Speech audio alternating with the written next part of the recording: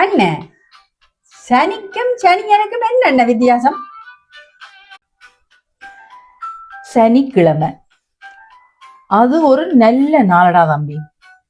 அரசாங்கமே வீக்கெண்டு மனிதனுக்கு ரெஸ்ட் கொடுத்த ஒரு நல்ல நாள்.